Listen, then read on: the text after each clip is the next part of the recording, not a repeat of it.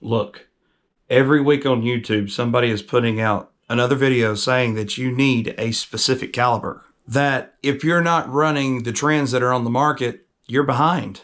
That if you bought a classic other than what's trending, you made a mistake. Today, I'm going to tell you something those channels don't want to say out loud. You've been taught wrong, and I'm here to prove it. Now, before you come at me in the comments, let me be real clear about what I'm not saying. I'm not saying caliber doesn't matter at all. I'm not telling you to go into your closet, grab a .22 long rifle, and go out and try to kill a water buffalo with it. That would be foolish. We all know that. There are extremes, and those extremes are real. What I am saying is this. For the vast majority of hunters in this country, hunting legal game in legal situations, at reasonable distances, the caliber debate is a whole lot of noise about very little. And the YouTube hype machine is making people spend money that they don't necessarily have to be spending. And feel bad about rifles that work perfectly fine. I don't want that for y'all, and that's why we're having this conversation today. I've got 3 things that I want to walk through. 3 things I believe, and I've got real world field time to back every one of my claims up. Let's get down to point number 1. Point number 1. Calibers are subjective. Now, that sounds simple, but I don't think people actually sit with that. Subjective means that it depends on you. It depends on what you're hunting, what state you're in, what your budget is, what distance you're shooting, what you can control behind the trigger. Y'all know that no one argues with extremes. Nobody's going to go after a whitetail unless you're a YouTuber with the 50 BMG, and nobody's going to try to do an elk with a .22 long rifle. Those conversations don't happen because the answer is obvious. But here's where it gets interesting. Somewhere between .22 long rifle and 50 BMG, there's about 40 cartridges that'll kill a whitetail deer stone dead at within 200 yards. 40. And what does YouTube do with that? It takes those 40 options and tells you that one of those are right and the other 39 are wrong. That's not how this works. That's not how any of this works.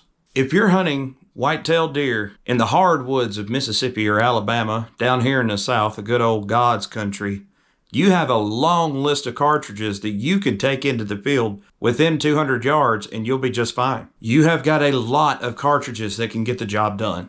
A lot. The 30-06 that your papa ran his whole life is in that list. The 243 that your kid shoots is on that list. The 308 that you picked up at a gun show 10 years ago is on that list. One thing, accuracy. That's the whole job. Here's the other point, and it's going to ruffle some feathers, and I'm okay with that. There's no difference in a deer that's dead and a deer that's dead. Let me say that again, but a little clearer. A dead deer is a dead deer. I don't care if it's from a 243 or a 300 Win Mag. I don't really necessarily care what it says on the box. For the most part, I don't care what the muzzle velocity says or what the ballistics are going to be doing at 500 yards. If your bullet goes through the boiler room of a whitetail at 200 yards or in, that deer is dead. Same as if you had hit it with something else. Now, I will be real with y'all. There are some situations where a bigger gun makes bigger sense. Longer shots, bigger, tougher game, bad angles where you need serious penetration. I'm not going to sit here and tell you that a 243 and 300 Win Mag perform exactly the same under those situations. They don't. But here's the thing. Most hunters are not taking a shot at an elk on the side of a mountain at 500 yards. Most hunters are sitting in a ground blind or up in a deer stand, somewhere between 50 and 200 yards, waiting on a whitetail, waiting on a turkey, maybe even a coyote. And in that situation, the difference between the 243 and the 300 Win Mag is literally on paper. I've been running a 30-06 all year. Shot placement has been good. Animals have gone down clean. I personally have nothing to complain about. A dead deer is a dead deer. As long as you pick a caliber that you can shoot, and that you can shoot well, and that you can execute ethically, that caliber is the right choice for you. Period. I don't really care what anybody on the internet tells you. The last thing that I want to talk about is just don't get buyer's remorse. This last one is something that I really want you guys to hear, because I've seen this happen, and I genuinely don't want this to happen to you. You've saved up.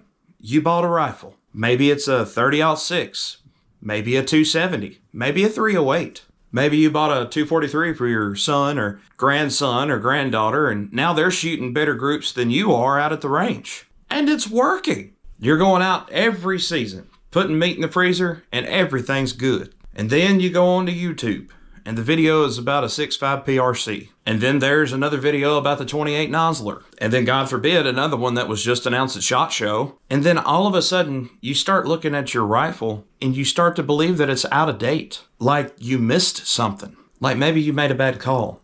I want to stop you right there. Guns are tools. That's it. That's all they are. They are tools that are designed to accomplish a specific task. Some tools do better than others in certain situations. And that's fine. That's what you would call good engineering. But at the end of the day, if your tool is doing its intended job, there is nothing wrong with it. Nothing. Your granddad killed deer with a 30-06 his entire life. Your dad probably did too. Or something similar to a 30-06. That cartridge this year turns 120 years old. And it's still killing deer. And it will still be killing deer 120 years from now. It did not get less effective because another cartridge came out. Now, if you want to try something new, by all means, be my guest. There's nothing wrong with that either. I love testing new stuff. You guys know this about me in my testing videos.